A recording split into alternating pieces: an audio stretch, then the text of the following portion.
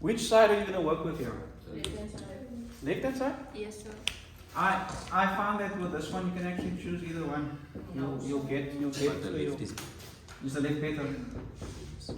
good. Even with the Sure, it's start. better. What do you want to start with? I can look at this and see that the right is better for me. Please. Nee. I would say the right is. Look, remember, so you don't always have to choose the left. Sometimes the right is better. What is the right-hand side? Usually you choose the side that has the most stuff going on. In this case, both sides kind of have things going on. But anyway, it's your decision. Okay, but I made a mistake earlier by saying to you guys that you can't cancel the 2's on because the 2 is multiplied with the expansion. The expansion can be put in a bracket. In other words, when you expanded, Oh. yeah, so we would have 2 and then all this stuff there over Did you also 2 sine y cos y. So you can do that. But then you're still going to have in your bracket, you're going to have 2 terms. So if you have it, what was it? Sine of x cos of y. Minus cos x minus sin y. So we essentially have this minus, what was the other side? Cos of x and sine of y over sine y cos y. What, sir? Can you do it?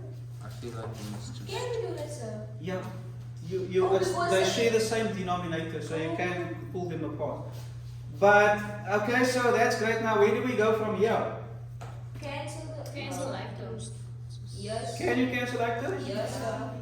There's one. It's over. There's one. What am I left with? Sine x over sine y. And then cos x over cos y. Nee, but we got this, sir. Is it that? Yes. It is that. Well done. Well done. So if I choose the right hand side, this is just so that you have both with you.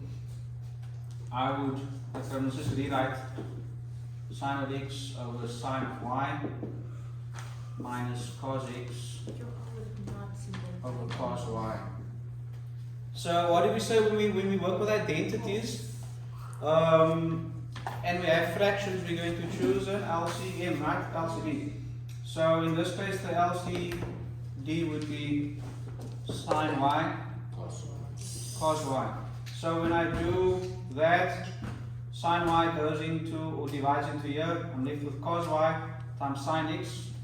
So that's sine x cos y. Oh, I don't know. Oh. Where's the other person? Okay. Then cos y divides into here, and I'm left with sine y, so that would be cos x sine of y. Then I have a situation on top which is. sine. You must not answer. Which is a component. Compound angle. You must already get it. So, which compound angle? Sine A minus B. Sine A minus B, right? What's the A in this case? X. Sine of x minus y. And at the bottom I've got sine y cos y. So here's the part where you need to use your bit of creativity, because it almost looks like the left hand side but not yet. You add a 2. I needed 2, right? I needed 2 there to make this the double angle. And I also needed 2 on top. So times 2. Do it both.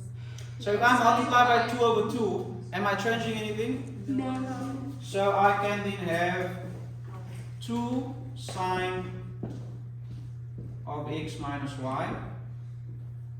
Now if I multiplied this by 2 only, because I wanted the 2 there, and not here, then I've changed the whole thing, which is wrong. But if I multiply by 2 over 2, I'll add a 2 at the bottom as well.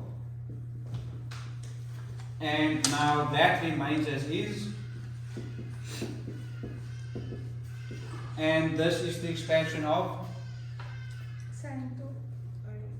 sine 2y in this case.